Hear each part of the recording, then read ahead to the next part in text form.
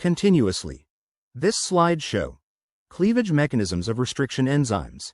As we show, the first example, referred to sticky ends 5 overhang, while the second example, referred to sticky ends 3 overhang, whereas the third example, referred to blunt ends without overhang. So, sticky ends restriction enzymes, called also cohesive ends, because they are useful for DNA manipulation, and can be converted to blunt ends with nuclease or polymerase, while blunt ends restriction enzymes, useful for certain types of DNA cloning experiments, and can be converted to sticky ends by ligating to synthetic adaptors. This slide referred to the common groups of restriction enzymes.